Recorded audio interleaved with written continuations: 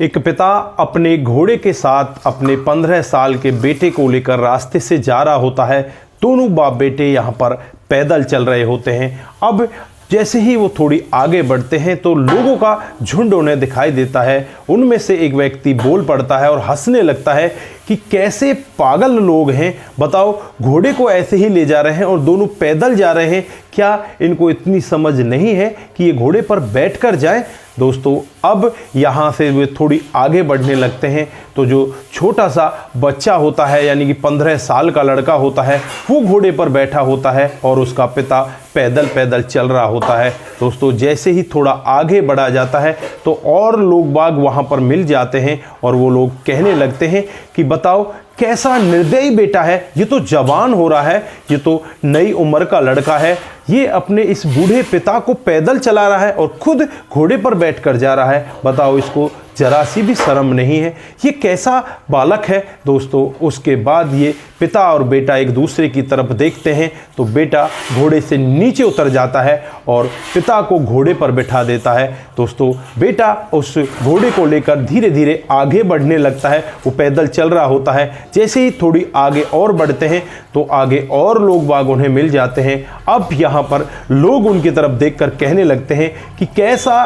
निर्दयी पिता है जिसे अपने 15 साल के इस छोटे से बच्चे पर भी दया नहीं आ रही, खुद तो घोड़े पर बैठा हुआ है और इस बच्चे को पैदल चला रहा है। दोस्तों अब यहाँ पर पिता और बेटे दोनों की दोनों परेशान हो जाते हैं कि पता नहीं हम लोग करें तो क्या करें। उसके बाद थोड़ी आगे और बढ़ा जाता है। अब यहाँ पर ये दोनों की दोनों पिता और बेटे उस घोड़े के ऊपर बैठ जाते हैं और फिर यहाँ पर वो आगे बढ़ने लगते हैं। दोस्तों जैसे ही थोड़े आगे बढ़ा जाता है तो सामने और लोगों की भीड़ यहाँ पर दिखाई देती है। उनमें से एक व्यक्ति कहने लगता है कि यार कमाल की बात है, ये कितने निर्दयी लोग हैं, एक हल्का सा घोड़ा और इस पर दो लोग सवारी कर रहे हैं, ये तो बहुत ही निर्दयी लोग हैं, इनको तो जरा सी भी लज्जा नहीं आती। इन्हें इस घोड़े के बारे में भी थोड़ा सा बिल्कुल भी इन्हें ऐसा नहीं लग रहा कि इस घोड़े को भी दुख हो रहा होगा, ये दो लोग इस घोड़े के ऊपर सवार हैं। दोस्तों अब यहाँ पर पिता और बेटा बहुत ही ज़्यादा परेशान हो जाते हैं। परेशान होकर वो करें तो क्या करें, फिर यहाँ पर वो दोनों के दोनों घोड़े से नीचे उतर जाते हैं।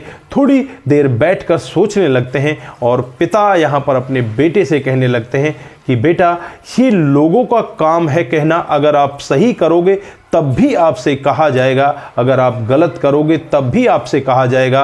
ये लोग हैं, इनका काम यही है, ये बस ऐसे ही कहते रहेंगे। अगर हम लोगों की सुनते रहे तो हम अपनी मंजिल पर कब पहुंचेंगे। हमने काफ़ी देर इन लोगों की सुनी। जब तू ऊपर बैठा था तो लोग बात कह रहे कि कैसा निर्दयी बालक है जो अपने पिता को, जो बूढ़ा है उसे पैदल चला रहा है, और जब मैं ऊपर बैठ जाता हूं तो कहने लगते हैं कि ये बूढ़ा आदमी कैसा निर्दयी है, छोटे से बालक को पैदल चला रहा है। और अब जब इस घोड़े पर कोई नहीं बैठता तो लोग बात कहते हैं कि बताओ कैसे पागल लोग हैं, घोड़े को साथ में लेकर जा रहे हैं लेकिन पैदल जा रहे हैं, इस घोड़े पर बैठ क्यों नहीं रहे। और जब दो लोग बैठ जाते हैं तो यही लोग कहने लगते हैं कि कैसे निर्दयी लोग हैं, एक घोड़े के ऊपर दो सवार हो रहे हैं। तो दोस्तों यहाँ पर इस छोटी सी कहानी से हमें सीख भी मिलती है कि लोगों का काम है कहना, वो कहते ही रहेंगे। अगर हम उनके बारे में सोचने के लिए बैठ गए तो कभी भी हम अपने लक्ष्य की प्राप्ति नहीं कर सकते। अगर हमें अपने लक्ष्य की प्राप्ति करनी है तो लोगों की एक कान से सुननी है, दूसरे कान से निकाल देनी है।